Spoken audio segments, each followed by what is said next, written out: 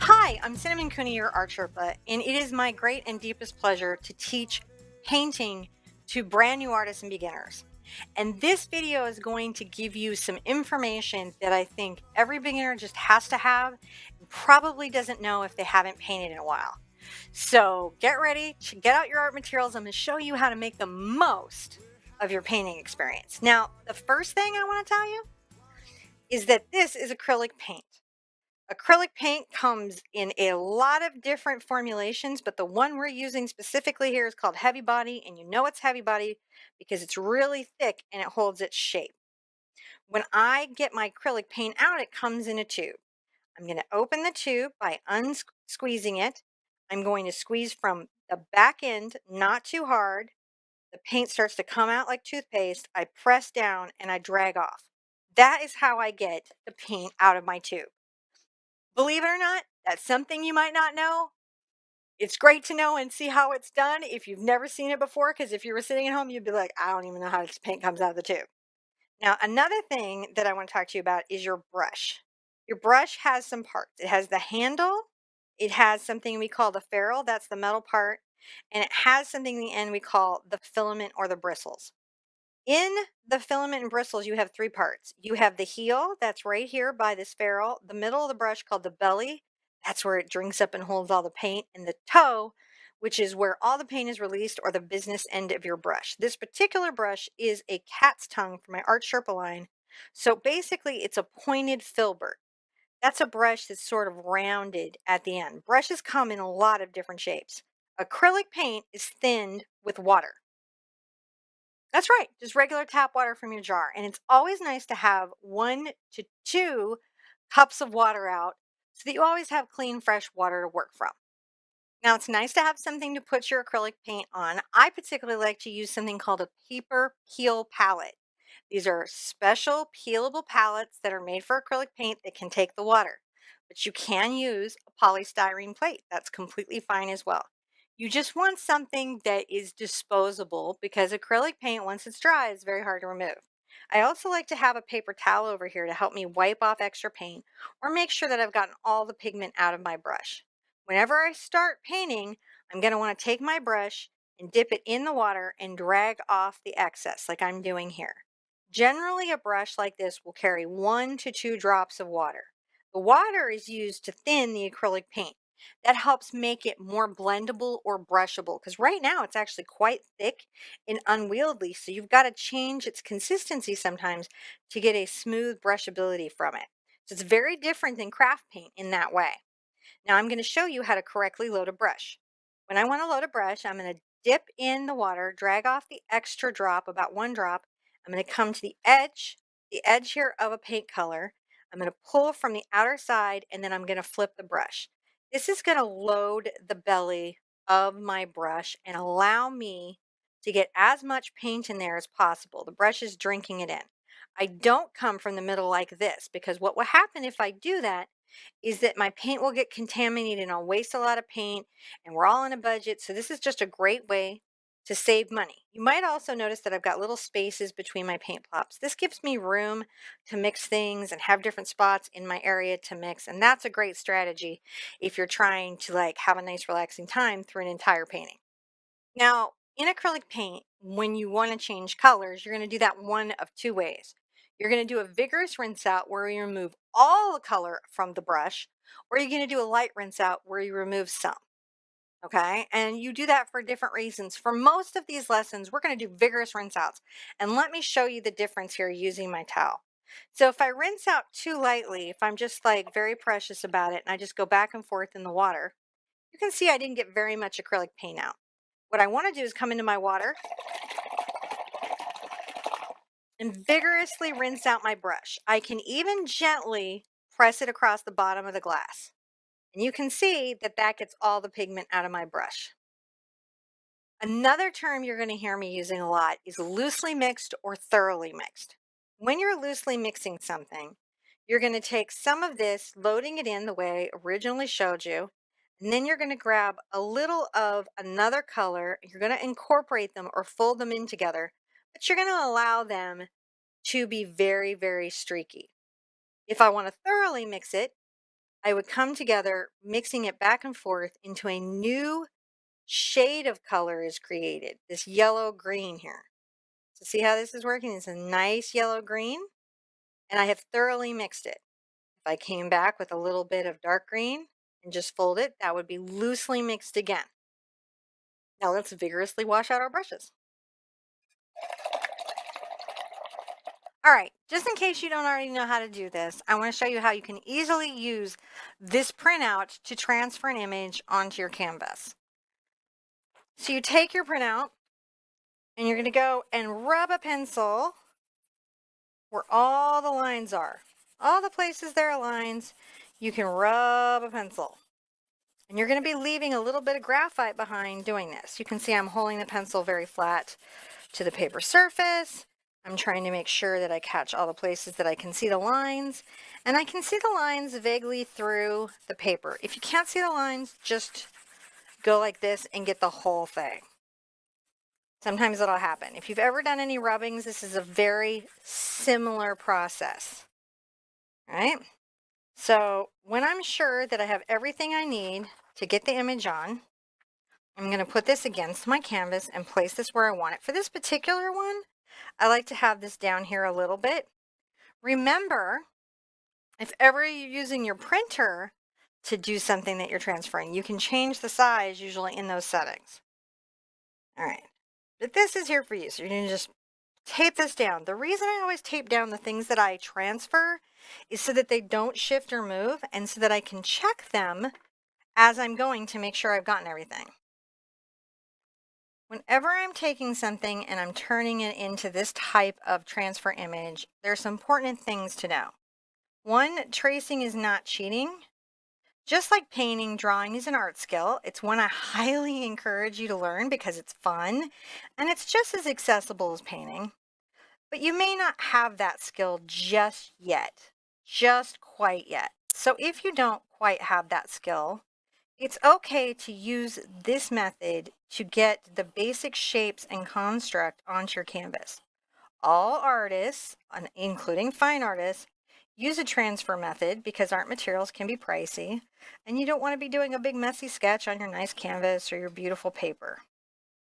So now I can check to see. Now I'm not going to worry about my little stones, but if I was worried about getting these little shapes, like they were important to me, I could also use that to get these on.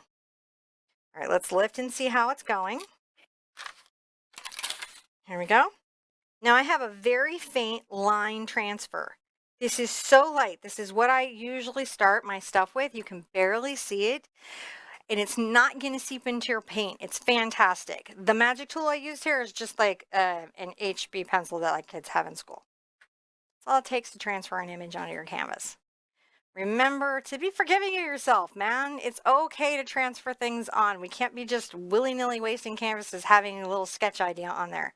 But definitely, if you get a chance to try some drawing, it's fun to experiment with too. All right, let's play with mark making. Mark making is pretty much everything we're doing with a brush. It's how we cover a canvas, and it's how we get effects. Now, before we start mark making, let's look at our surface real quick. This that's provided in your pack is a canvas board. It's flat, it's not stretched, and it's perfectly fine.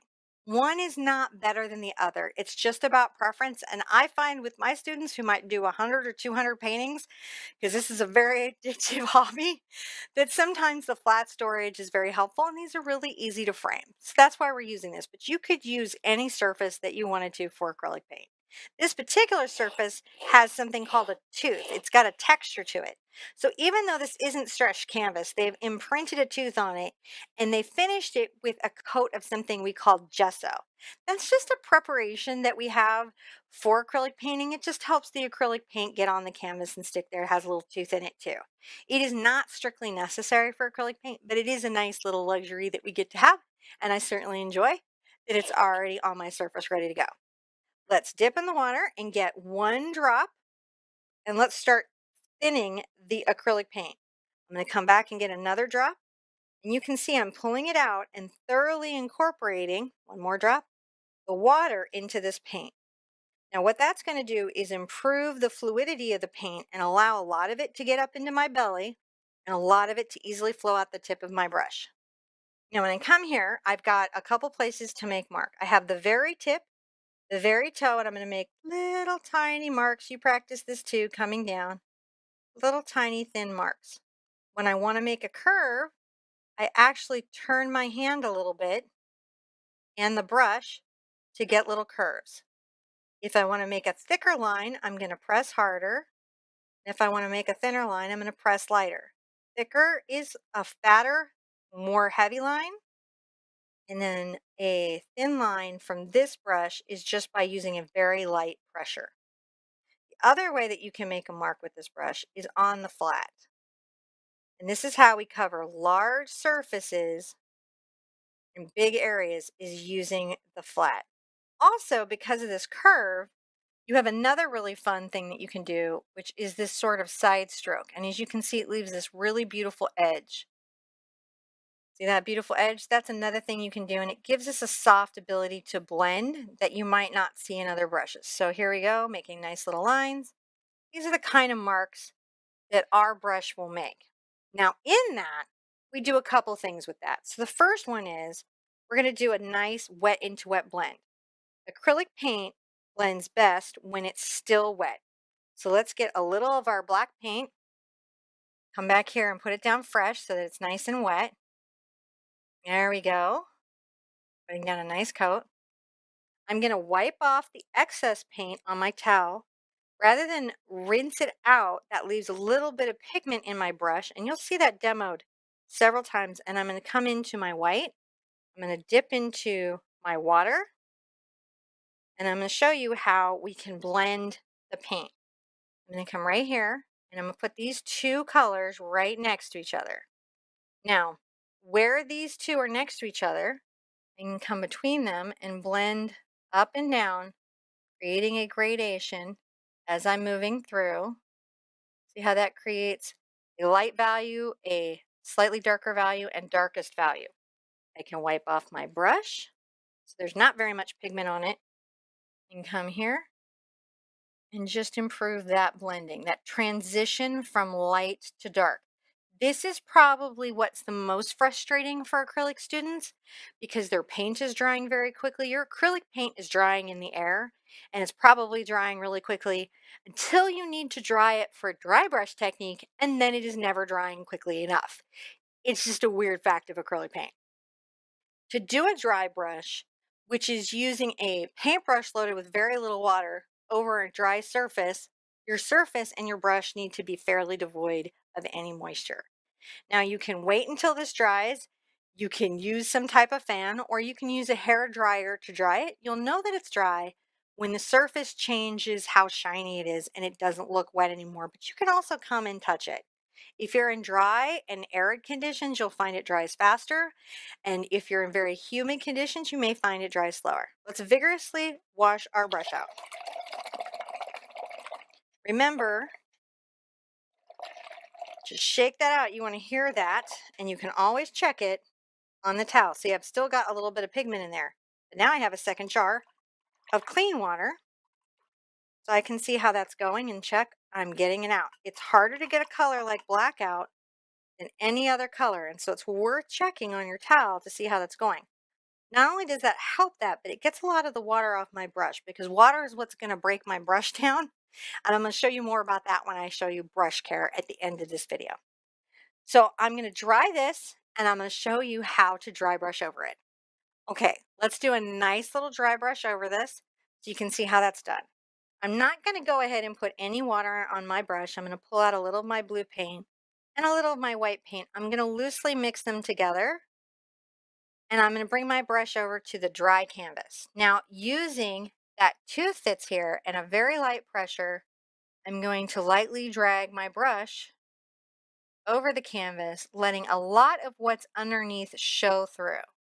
This is that layering I talk about to my students a lot. We can layer anything. And so I'm just using this. This allows me to create some interesting transitions and some really fun highlights.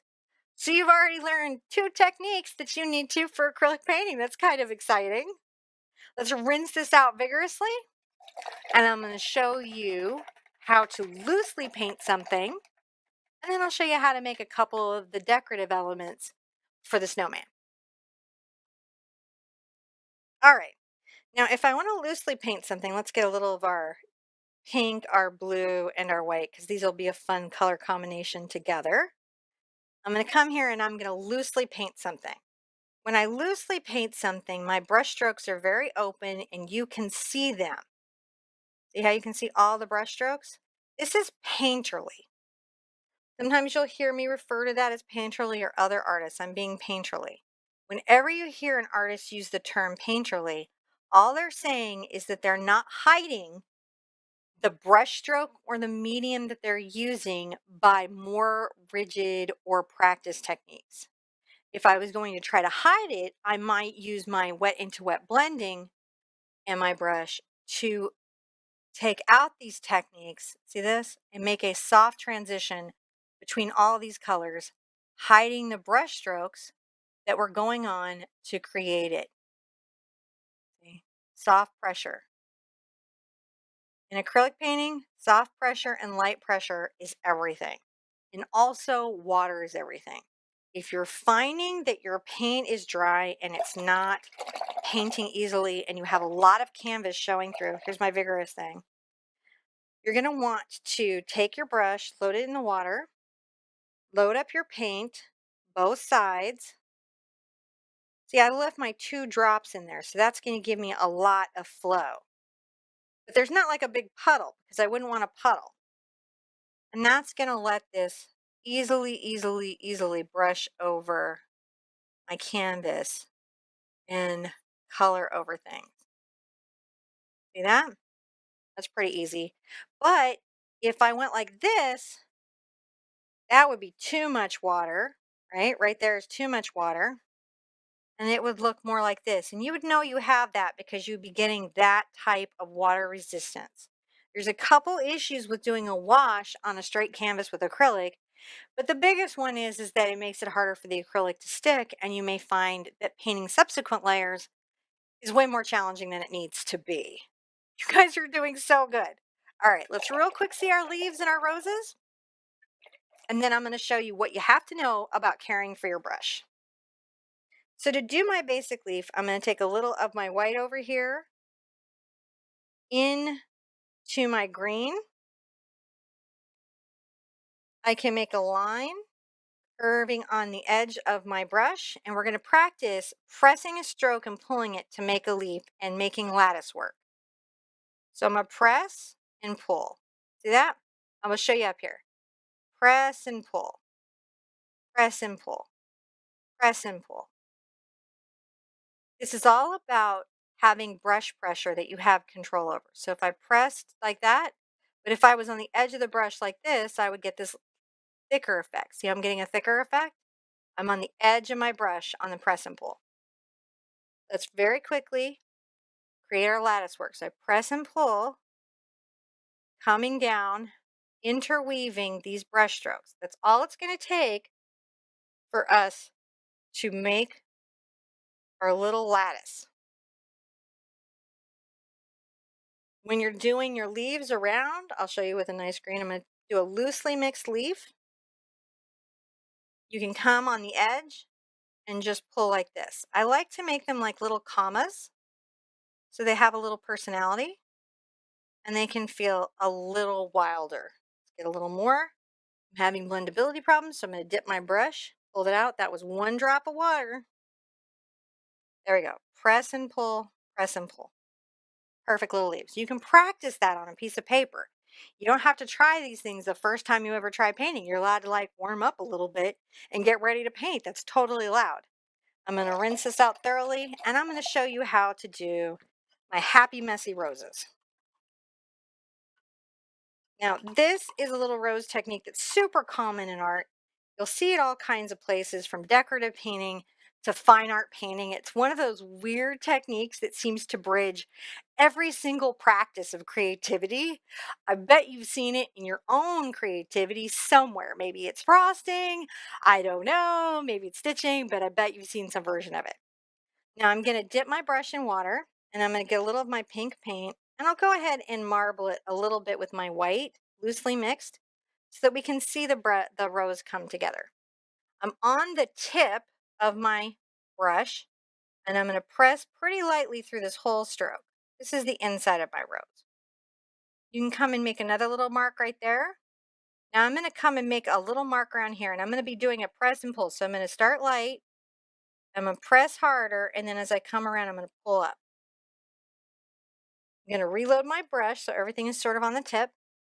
I'm going to come above this. I'm going to swing it around, pressing down, and just pull up. A lot of times people want their roses to be super neat and tidy. See how we just do that little curve?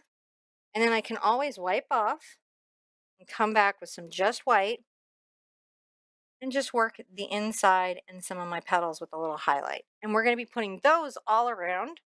And then if you want to do little tiny blooms, you can just make little marks like this or single petals here and there.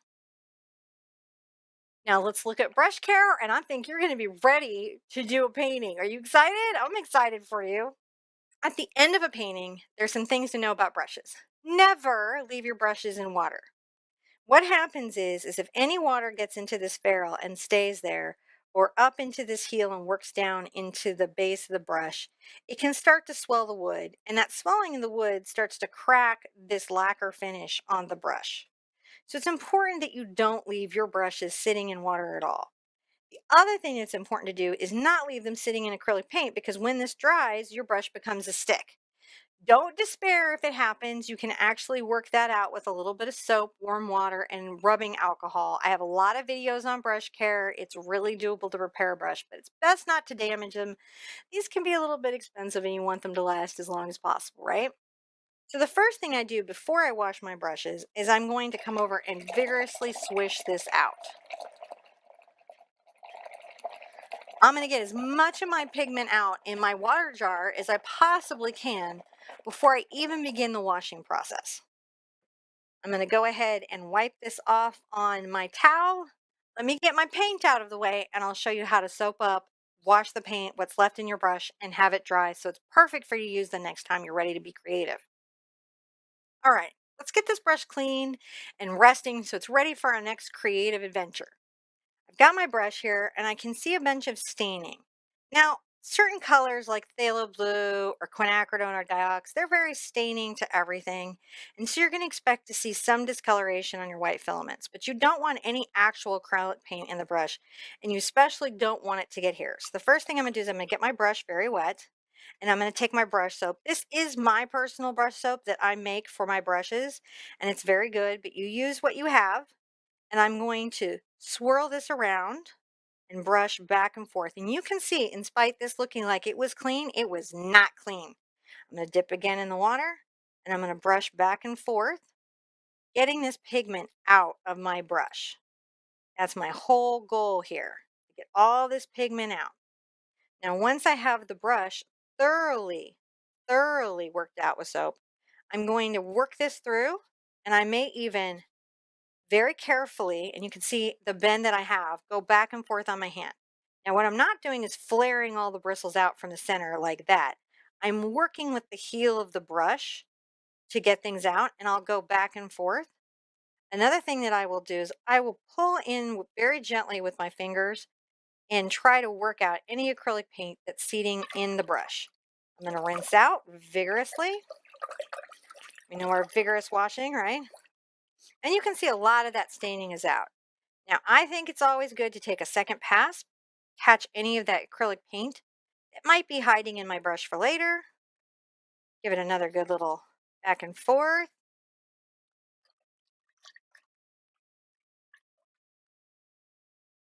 And then I'm going to take my fingers and I'm going to reshape the brush back to its original shape. I'm squeezing the extra water out and I'm pulling it back into a point. I'm going to very carefully rest it here. Now, the paper towel is going to do an interesting thing for me. It's going to wick out water. It's going to allow the brush to dry so that no water gets up in here or into here. These are the two places your brush will get damaged. And if I have any pigment left, it'll generally show on the towel. Do not return your brushes to your upright cup or any storage until you know they're thoroughly dry and the water is out of them, because that will do the most to extend the life of your brushes, on top of not just letting paint dry in them and not leaving them in the jar. I know it seems weird that water is the enemy of your brush, but it kind of weirdly is. So you've got to do what you can to take those brushes and get them to live as long as possible. That's good health care for your brushes. I'm hoping that these tips makes your journey into acrylic painting a little bit easier. Remember, there's absolutely no shame in being a beginner and not knowing things. And I want you to know that of all the artists in the world, the beginners have my highest respect, because it's brave to start something new. And you're brave to start something new. Be good to yourself, be good to each other, enjoy the projects that you have. And I want to see you at the easel really soon. Bye bye.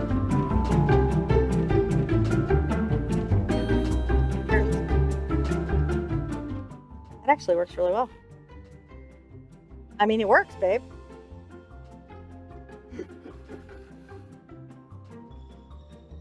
Well, I mean, I didn't know if it was a placebo fan or not.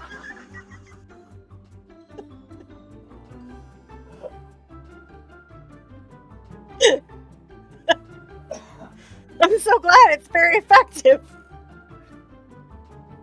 That'll limit your color shift too.